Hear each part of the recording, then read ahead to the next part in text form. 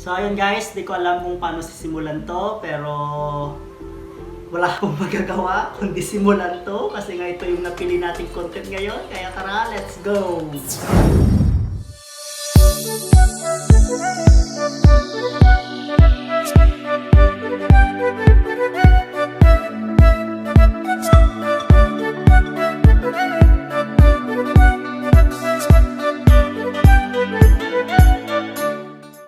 So ayun na nga guys, as you can see sa title kung ano nga ba yung gagawin natin. So tayo ay magkakaroon ng facts about me. Yun. So ang twist nito guys, wala sanang twist pero ang twist nito, nandito tayo sa loob ng isang maliit na kwarto na sobrang init. Actually dito kami nagsosona, wow, pasona. Dito kami nagpapapawis minsan kung gusto namin magpapawis dahil ito yung room na sobrang init guys.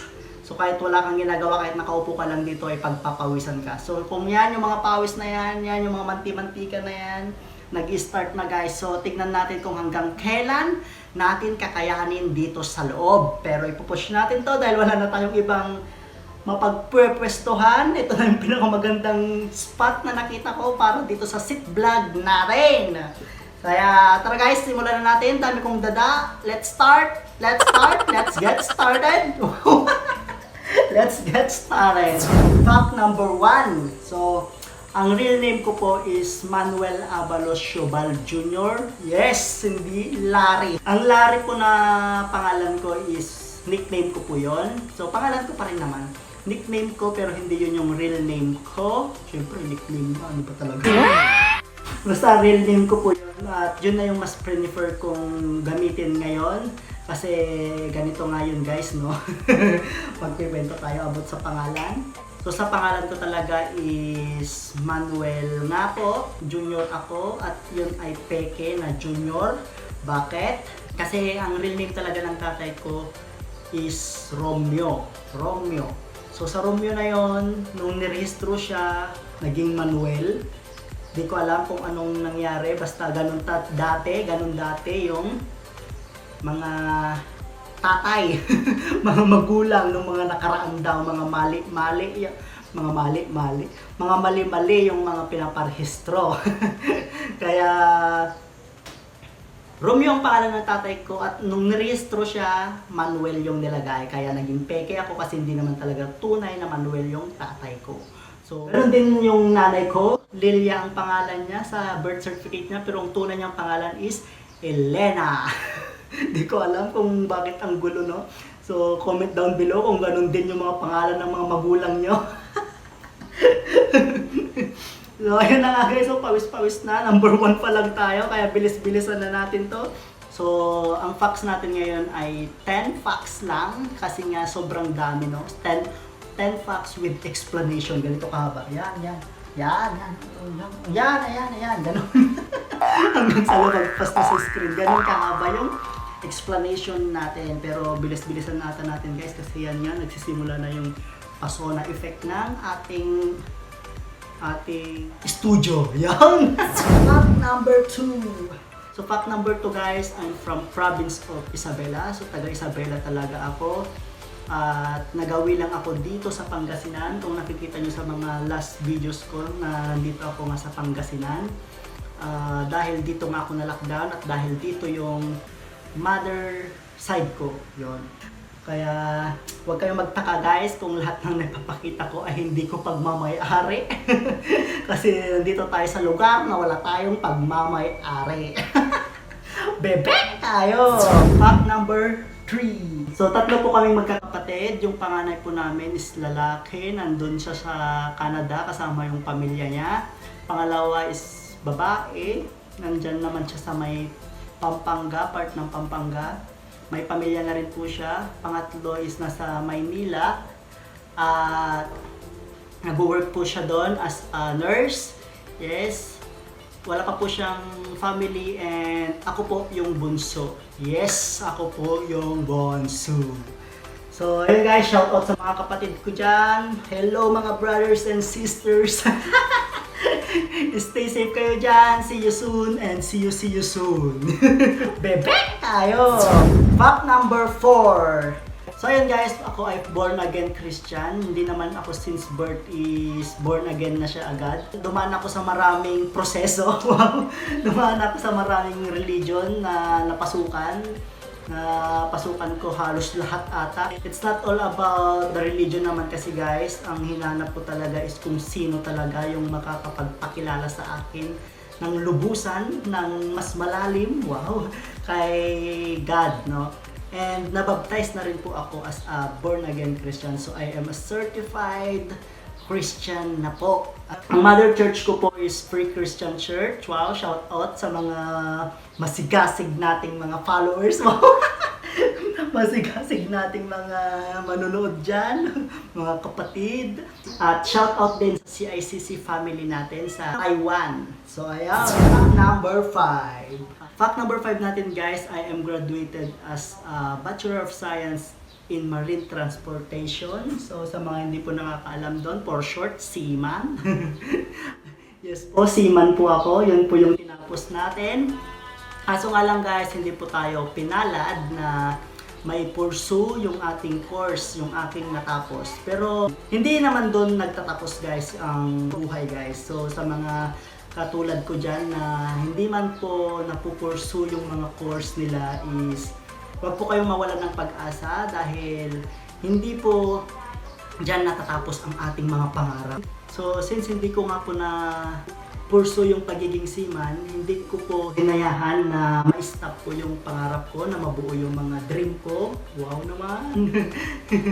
So, ang ginawa ko po is naghanap talaga ako ng ibang trabaho. Hinanap ko kung saan po ako fit. Wow! Fact number 6, ako ay ex-Taiwan. Yes, ex-Taiwan. Ex-factory worker sa Taiwan. Ayun. So I am proud OFW guys, at sa mga OFW na kapatid ko dyan, shout out sa inyo guys, proud na proud ako sa inyo. Hindi porket college graduate kayo o may mga degree holder po tayo ay mahihiya tayo sa profession na kung anong meron tayo ngayon. So proud na proud ako sa inyo guys, at pagpatuloy nyo lang yan dahil hanggat marangal ang ating trabaho ay walang nakakahiya. Wala sa profession para maging successful ang ating buhay, nasa hard work pa rin kilalagayan guys. Kahit anong trabaho man, basta marangal ay walang masama. Basta makamit mo lang yung mga pangarap, kaya go go go lang guys. Hindi naman about sa profession talaga ang takbo ng buhay, di ba? Basta as long as makakamit mo yung mga dream mo, ganyan, may raos mo yung magiging family mo, wow! Sarap naman nun. Fact number 7, boom boom! Fact number 7 natin guys, married na po ako, may asawa na po ako, yun. So yung asawa ko nasa Taiwan din guys, bali na huli siya. Ang balak talaga namin is susunod siya agad, mag-break contract, ganyan. Kaso nga lang since dahil sa nangyari na nagkaroon ng lockdown, hindi po siya natuloy na umuwi. So as of now, long distance po kami. Yes, long distance relationship. Malayo man pero kinakaya pa rin. Si God pa rin naman yung nasa sentro ng aming relasyon, kaya walang mahirap sa pagiging LDR. Wow! Fact number 8. So number 8 na. Malapit na tayo matapos guys. Pawis-pawis na nga lang ako kasi nga sobrang init na to. Tignan natin kung yung twist ba ay aabot sa kilikili yung basa. Nabasa naman din dito. So ganyan kainit nga dito sa kwarto guys. So fact number 8 natin. Yung buhok ko is hindi po yan nagpakulot. Natural po yan. Ayan, kita nyo guys. Fact po yan. Hindi po ako nagpapakulot. Hindi po straight yung buhok ko kasi natural hair po yan. Natural hair po yan. Curly hair po talaga ako. Fact number 9. I have a fear of height, stage fright, introvert po ako. Yan, dami na yun ah. Di na lang isang fact number 9 yun ah. 11, 12, 13 no? Sobra-sobra na yun guys. So, isahin na natin kasi nagmamadali na ako. Init na dito. You know? Pawis-pawis na tayo. Fact number 9, yun nga, I have a fear of height. Fear ako sa stage fright. Natatakot ako na magsalita sa mga maraming tao. Na ako lang yung nakatayo sa harap. Although kinakaya ko naman guys, pero nandun pa rin yung takot talaga. Next is yung introvert po ako. Yes, I am an introvert person. So pasensya na guys kung minsan mayayain ako. Lalo na sa mga bagong kakilala o sa mga circle ng tao na grupo. Tapos bigla akong sisingit, ganun hindi ko po kaya yung mga ganun guys. Ganun din sa mga unang approach, nahiya po ako sa unang approach, pag-approach sa mga tao na makakasalamuha. So ako yung tipo siguro na kapag kinibo, tsaka lang kikibo, ganon. Pero kaya nang sabi ko guys, nilalabanan ko rin naman minsan. Pero mas marami pa rin talaga yung time na nahihiya ako guys. Pero pag once na nakuhanan ko na kayo ng loob, nakuha ko na yung loob ng isang tao, doon na guys, makikita nyo na kung gaano ako kadaldal.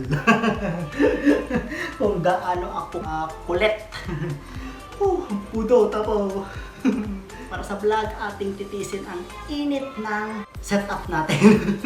Pinili ko po yan. So, fact number 10. Yon, last na guys. So, fact number 10 natin. This is the revelation about me, about myself, about my everything.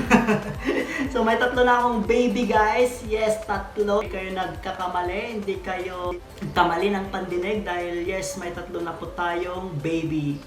At yun nga po, si Ske, si Shakira, at si Mio. Di ko alam kung mapapakita ko sila sa inyo mamaya. Kasi nandito sila guys, nandito sila sa bahay.